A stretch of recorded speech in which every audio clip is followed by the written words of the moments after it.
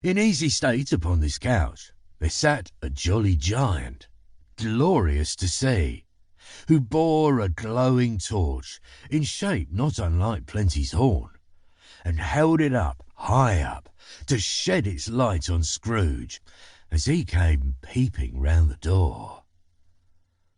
"Come in!" exclaimed the ghost. "Come in, and no be better man." Scrooge entered timidly, and hung his head before this spirit.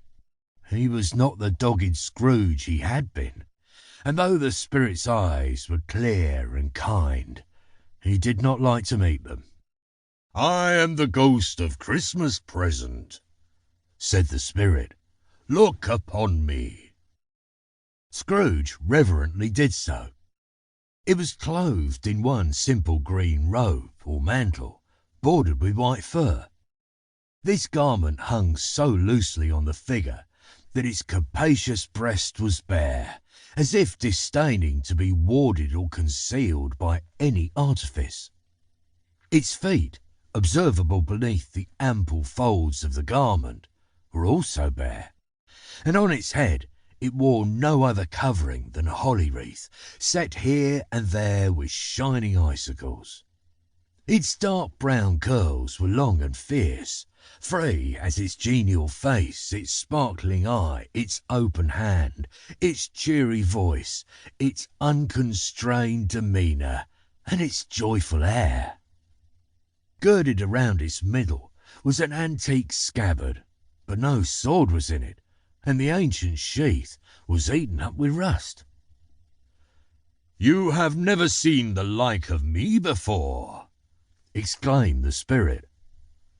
"Never," Scrooge made answer to it. "Have never walked forth with the younger members of my family, meaning, for I am very young, my elder brothers born in these later years?" pursued the phantom. "I don't think I have," said Scrooge. "I'm afraid I have not. Have you many brothers, spirit?" "More than 1,800, said the ghost. "A tremendous family to provide for," muttered Scrooge. The ghost of Christmas Present rose. "Spirit," said Scrooge submissively, "conduct me where you will. I went forth last night on compulsion, and I learnt a lesson which is working now. Tonight, if you have aught to teach me, let me profit by it. Touch my robe." Scrooge did as he was told, and held it fast. Holly, mistletoe, red berries, ivy, turkeys, geese, game, poultry, brawn, meat, pigs, sausages, oysters, pies, puddings, fruit, and punch all vanished immediately. So did the room, the fire, the ruddy glow, the hour of night, and they stood in the city streets on Christmas morning, where, for the weather was severe, the people made a rough but brisk and not unpleasant kind of music, in scraping the snow from the pavement in front of their dwellings and from the tops of their houses, where it was mad delight to the boys to see it come plumping down into the road below and splitting into artificial little snowstorms.